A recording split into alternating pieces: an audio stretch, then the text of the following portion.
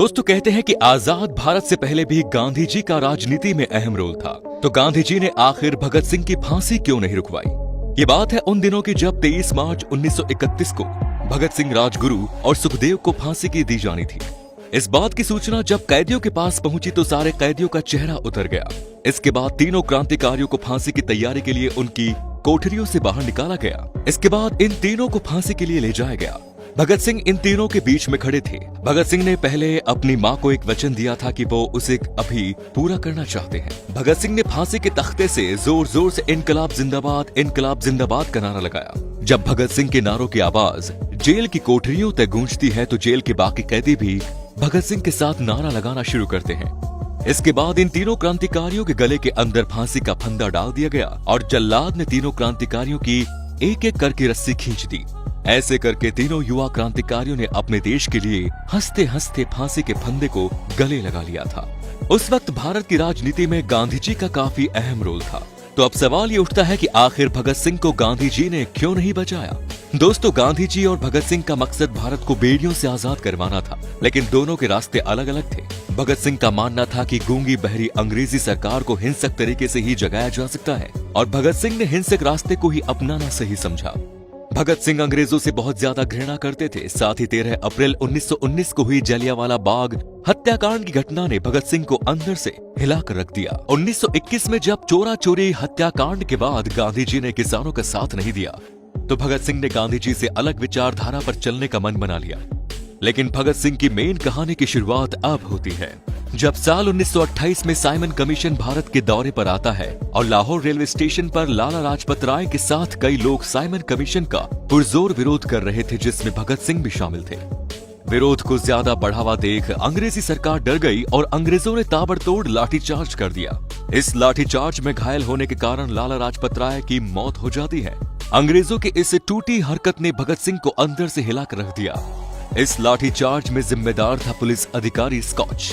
अब भगत सिंह और उनके क्रांतिकारियों ने ठान लिया था कि इस पुलिस अधिकारी को मार मार कर ही चैन की सांस लेना है, लेकिन अंतिम समय में चूक होने के कारण इस कोर्ट की जगह की साल का पुलिस ऑफिसर जेपी सैंडर्स मारा गया।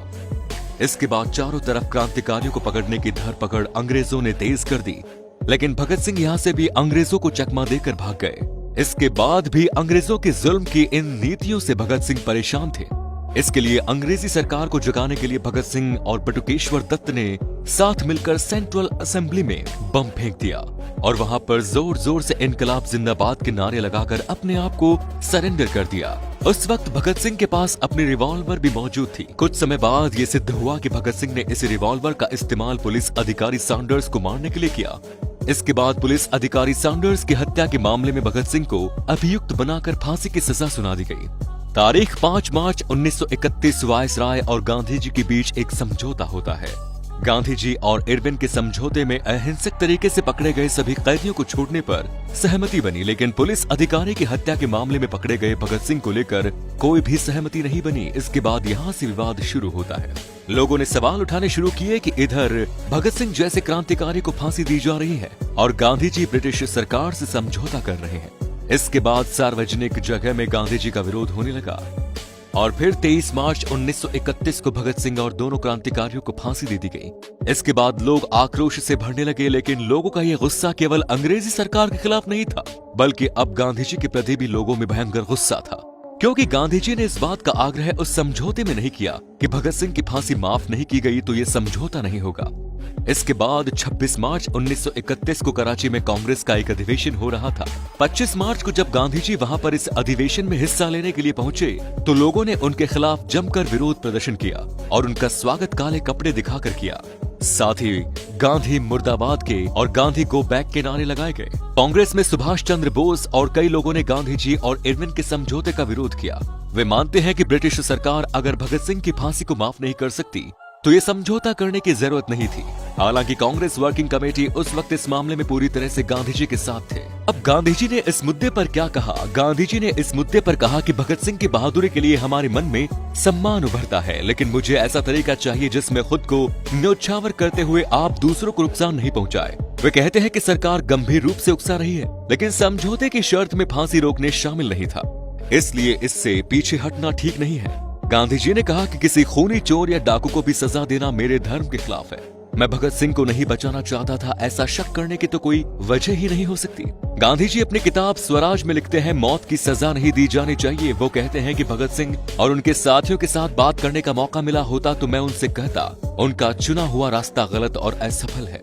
ईश्वर को साक्षी मानते हुए मैं सत्य जाहिर करना चाहता हूँ कि हिंसा के मार्ग पर चलकर स्वराज्य नहीं मिलता, सिर्फ मुश्किल ही मिल सकती है। मैं जितने तरीकों से वायसराय को समझा सकता था मैंने कोशिश की कि मेरे पास समझाने की जितनी शक्ति भी इस्तेमाल की, जिसमें मैंने अपनी पूरी आत्मा उड़ेल दी। भगत सिंह अहिंसा के पुजारी नहीं थे, लेकिन हिंसा को धर्म नहीं मानते थे। इन वीरों ने मौत के डर को भी जीत लिया था। उनकी वीरता को नमन है, लेकिन उनके कृत्य का अनुसरण नहीं किया जा सकता है। उनके कृत्य का देश को फायदा हुआ, ऐसा मैं नहीं कह सकता। गांधी जी ने 23 तारीख को सुबह वायसराय को एक निजी पत्र लिखा था।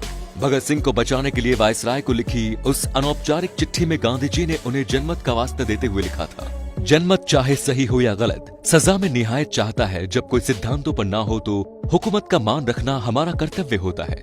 मौत की सजा पर अमल हो जाने के बाद तो वो कदम वापस तो नहीं लिया जा सकता।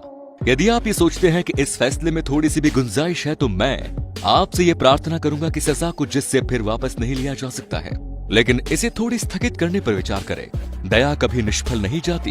गांधी जी सजा खत्म करने की वजह सजा टालने पर जोर क्यों दे रहे थे?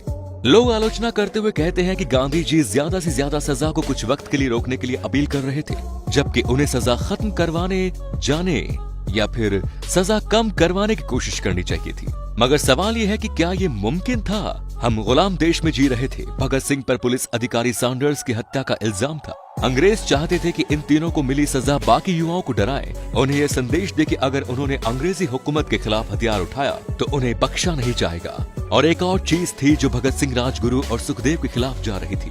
वो माफी मांगने के खिलाफ थे। वो अपने लिए किसी तरह की रियायत नहीं चाहते थे। भगत सिंह खुद अपनी सजा माफी की अर्जी देने के लिए तैयार नहीं थे। जब उनके पिता ने इसके लिए अर्जी लगाई तो उन्होंने बेहद कड़े शब्दों में पत्र लिखकर इसका जवाब दिया था। गांधी जी का मानना था कि खून करके शोहरत हासिल करने की प्रथा अगर शुरू हो गई तो लोग एक दूसरे के कत्ल में न्याय तलाशने लगेंगे। लेकिन भगत सिंह की फांसी की सजा माफ करने के लिए गांधी जी ने वायसराय ने पूरी तरह से दबाव बनाया हो, इस तरह के सबूत शोधकर्ताओं को नहीं मिले।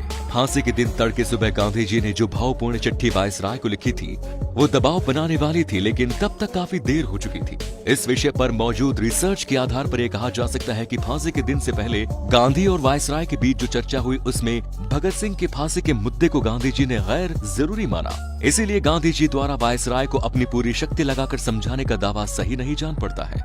भगत सिंह की बहादुरी को मानते हुए उन्होंने उनके मार्ग का स्पष्ट शब्दों में विरोध किया और गैर कानूनी बताया। गांधी जी उनकी सजा माफ नहीं करा सके। इसे लेकर गांधी जी से भगत सिंह की नाराजगी से जुड़े साक्ष्य नहीं मिले हैं, लेकिन भगत सिंह के स्वभाव को देखते हुए लगता नहीं कि उन्हें ये बात कचोटती रही होगी कि उनकी सजा को माफ नहीं कराया गया। कुछ लोगों का इस बात से भी भ्रम बन रहा है कि भगत सिंह को असेंबली सभा में बम फेंकने के इल्जाम में फांसी हुई थी, लेकिन हकीकत में भगत सिंह को असेंबली सभा में बम फेंकने के लिए नहीं बल्कि पुलिस अधिकारी सैंडर्स की हत्या के मामले में फांसी की सजा सुनाई गई। हालांकि दोस्तों, भगत सिंह की फांसी को रोका तो नहीं जा सका, लेकिन भगत सिंह मात्र 23 साल की उम्र में ही इस देश के लिए फांसी के फंदे को हंसते हंसते गले लगा लिए। देश के ऐसे वीर सपूतों को नमन है। जय हिंद, वंदे मातरम।